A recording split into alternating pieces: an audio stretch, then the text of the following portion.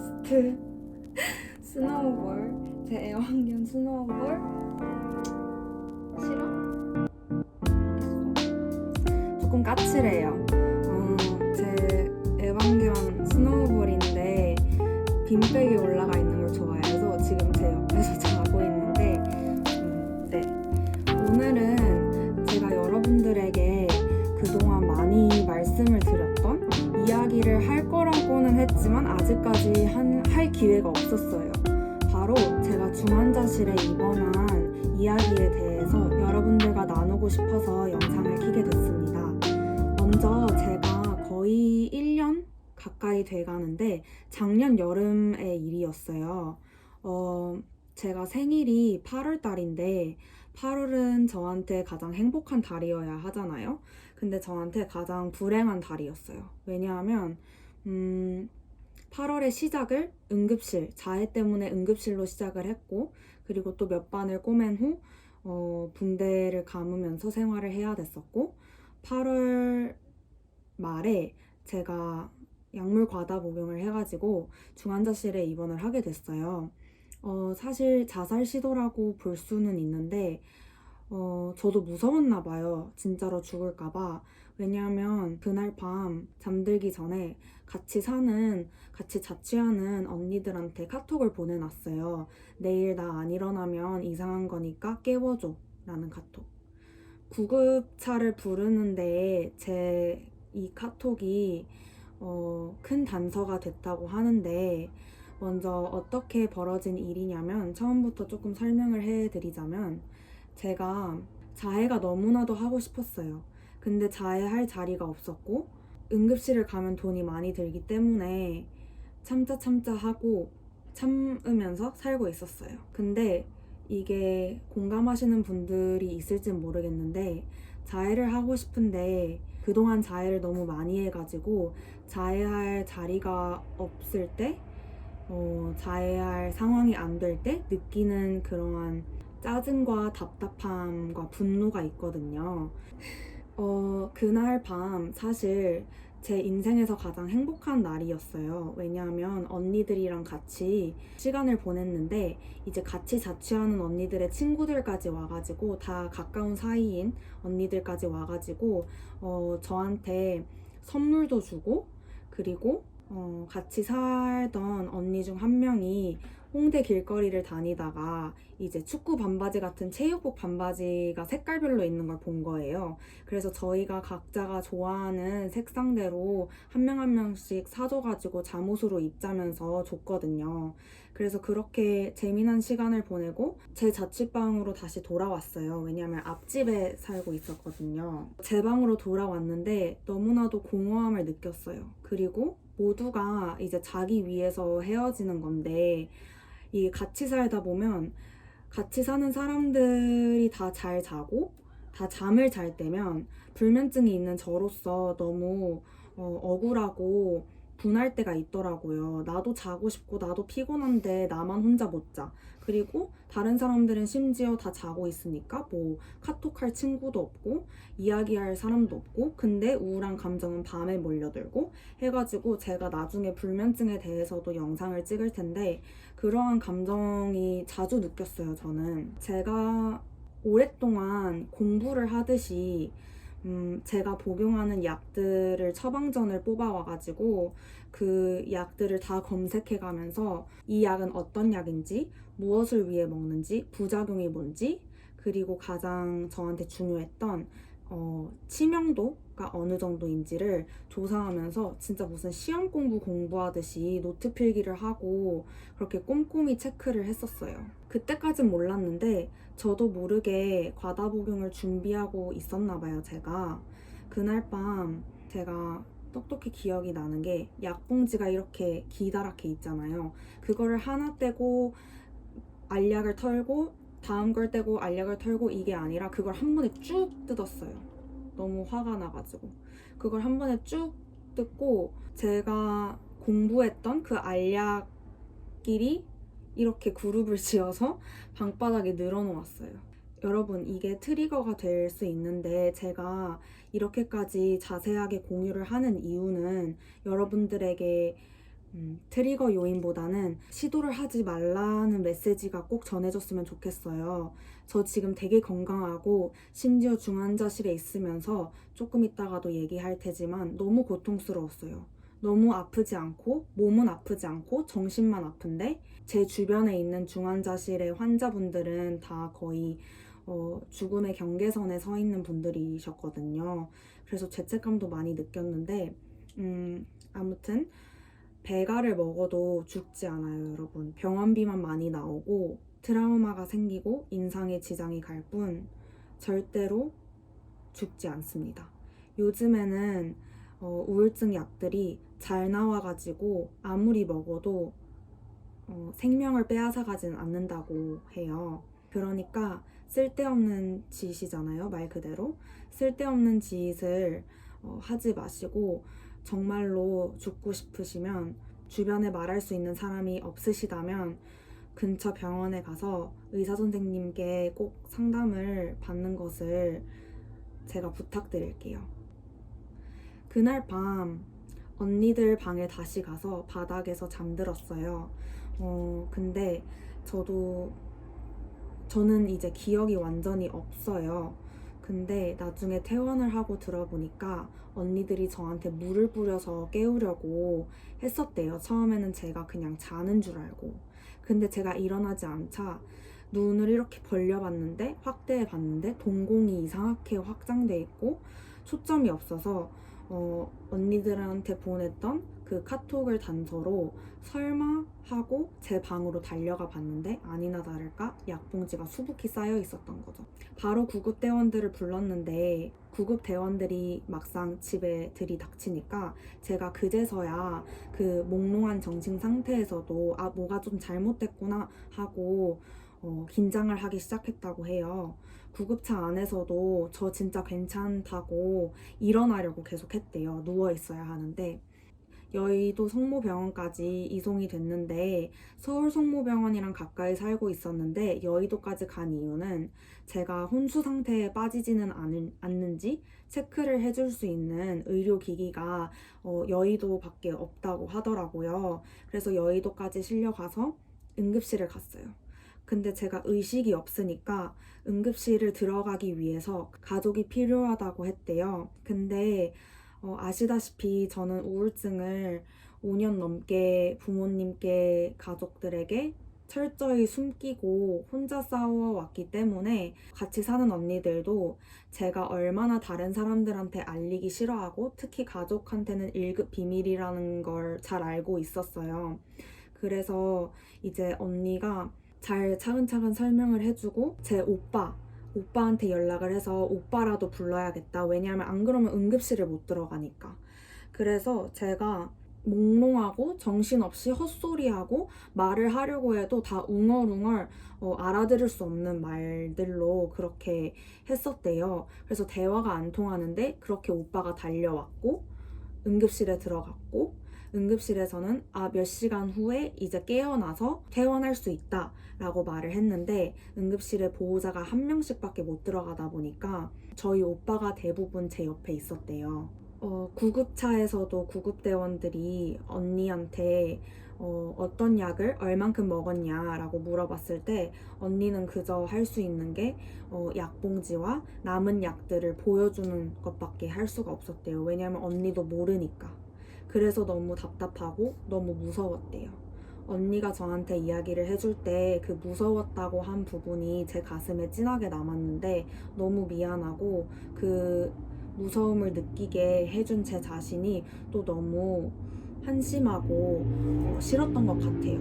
왜냐하면 결국 저한테는 아무런 기억이 없는 순간들이거든요. 근데 언니들한테는 그게 진하게 남았을 거고 그게 타격이 컸을 거고 매우 무서웠을 거고 언니들 나름 죄책감을 느꼈을 거고 하지만 저는 제 자신이 싫어서 한 짓이지 언니들을 너무나도 사랑하기 때문에 언니들이 그러한 일을 겪고 그러한 감정을 들게끔 한 제 자신이 너무나도 미안하고 고맙기도 한데 너무너무 미안했어요.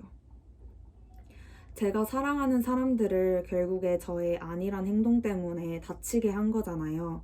그리고 심지어 뭐 죽지도 않았는데 쓸데없는 짓을 함으로써 사랑하는 사람들을 아프게 한 거니까 저로서 너무 미안하고 후회가 되더라고요.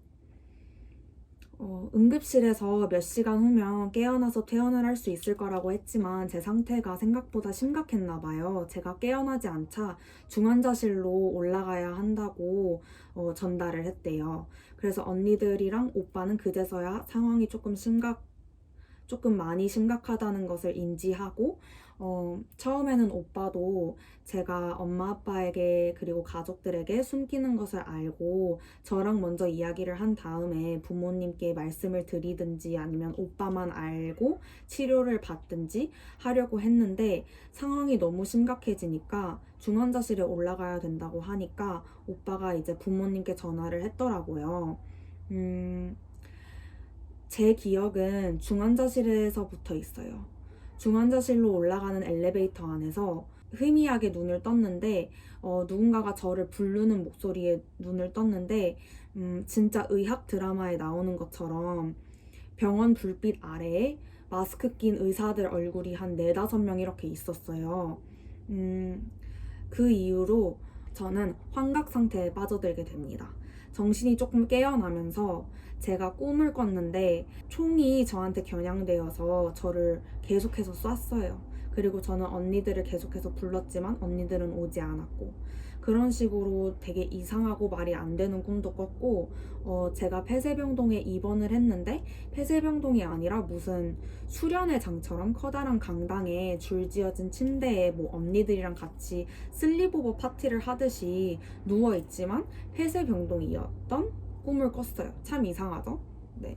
얘 왜 이러지? 그래가지고 제가 간호사분들이 저한테 주사 바늘을 연결하고 심박수 테이프를 다 이렇게 가슴에 붙이고 그리고 제가 혼수 상태에 빠져들지 않는지 체크를 할 수 있는 기기들을 다 몸에 연결을 하는데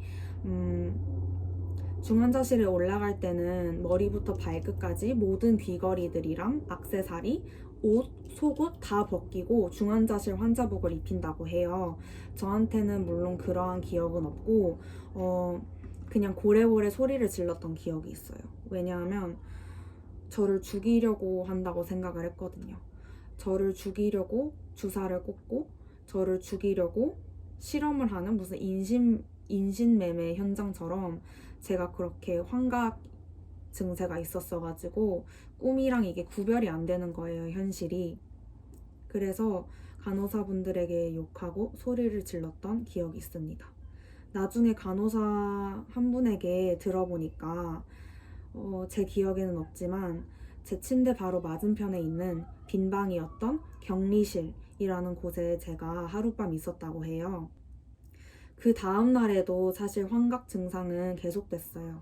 제가 언니가 분명히 저를 보러 찾아왔는데 고개만 돌리면 제가 누워있는데 저를 미처 보지 못하고 그대로 나간 환상이라고 해야 되나요? 헛것을 보았어요.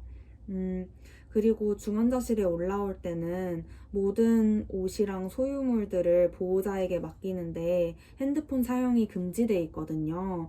근데 제가 다리 밑에 핸드폰을 숨기고 내일 아침이 되자마자 화장실 가서 전화해야겠다라고 생각을 했었는데 어느새 보니까 핸드폰이 없더라고요. 그래서 심지어 간호사분들에게 방금 오셨던 언니 저 만나야 된다고, 저 봐야 된다고 다시 불러달라고 하고 핸드폰 어디 갔냐고, 핸드폰 여기 있었는데 소변줄 다시면서 몰래 빼신 거 아니냐고 또 이렇게 따지기 시작했대요. 참 어이없고 부끄럽죠.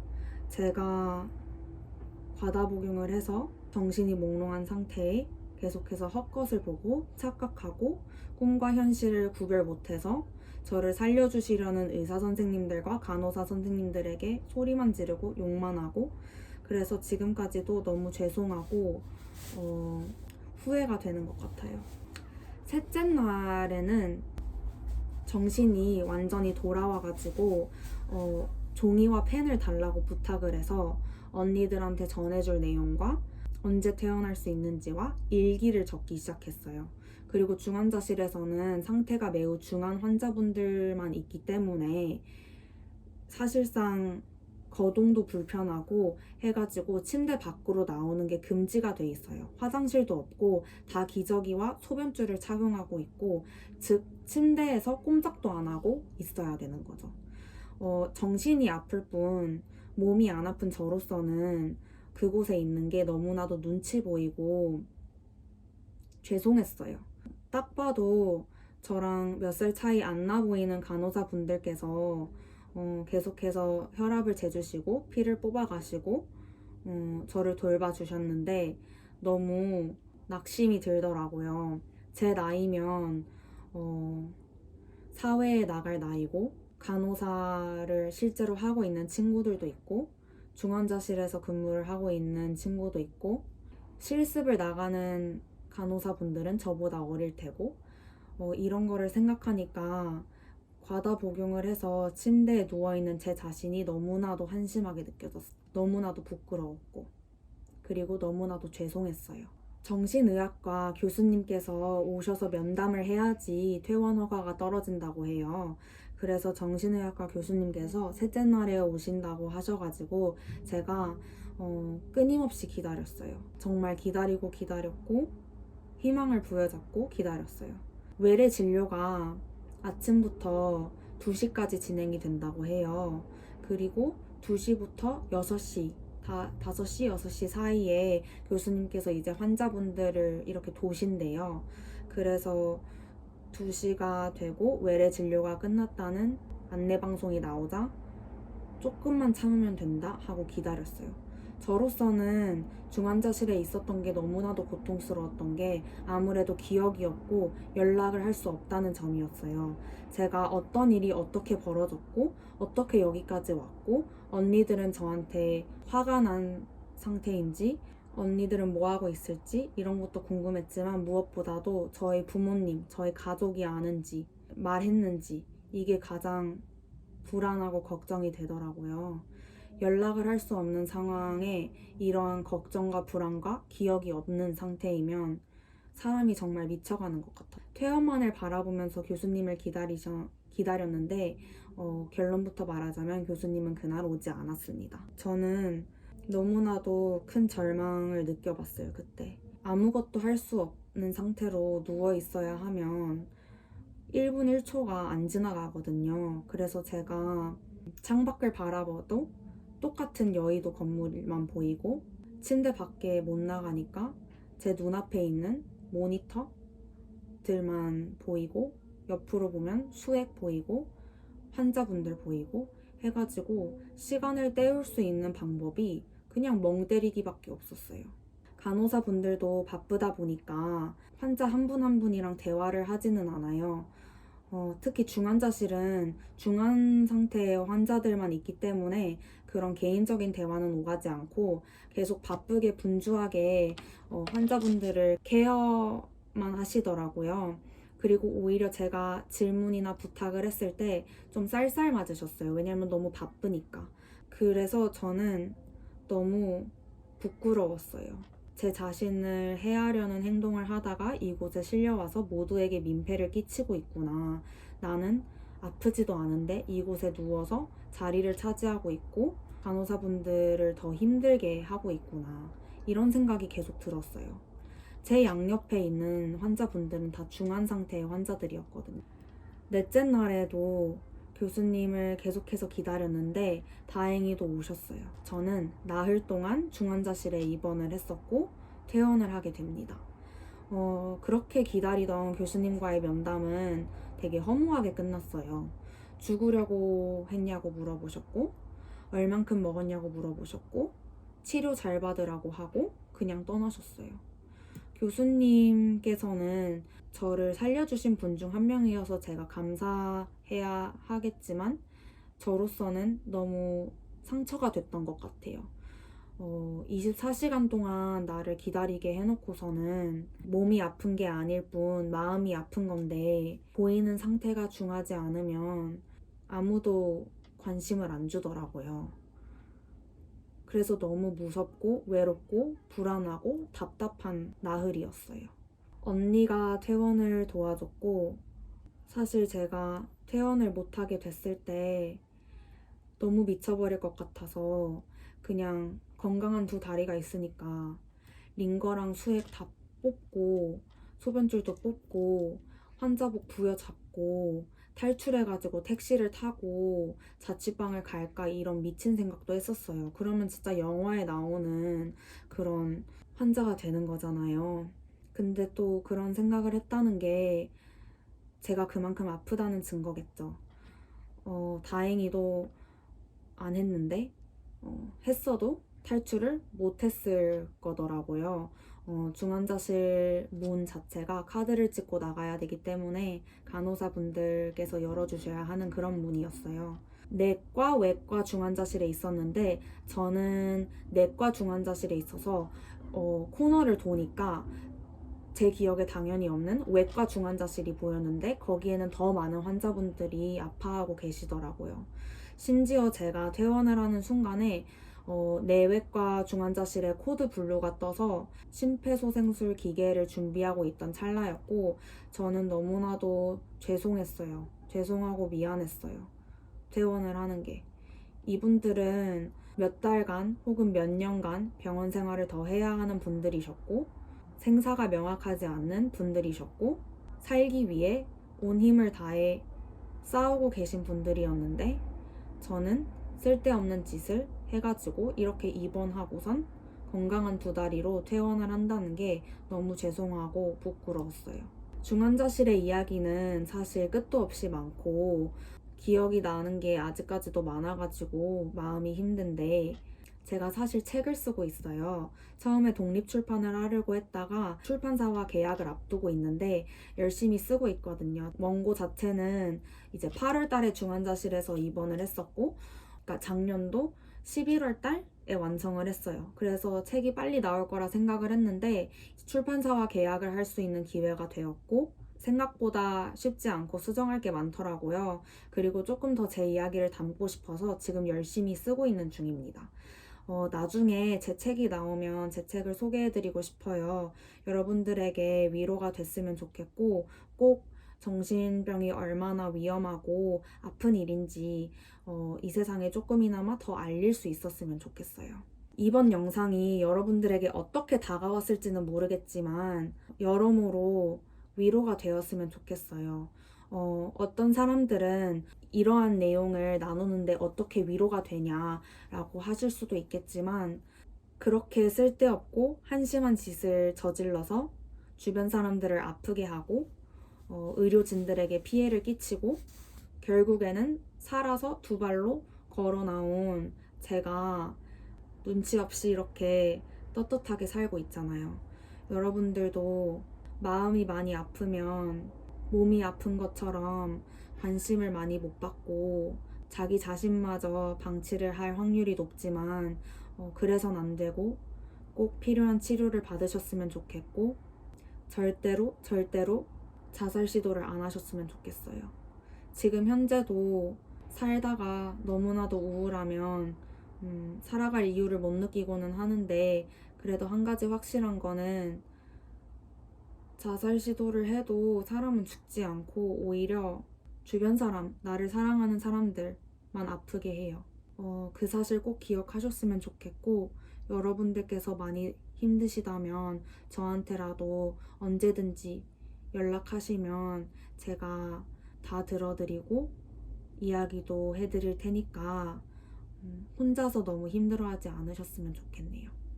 제가 중환자실에 입원하게 된 이야기는 여기까지고 다음 영상에서는 제가 여태까지 다녔던 정신병원들과 만났던 정신건강의학과의 교수님들 또는 의사선생님들, 상담가분들에 대해서 이야기를 한번 나눠보겠습니다.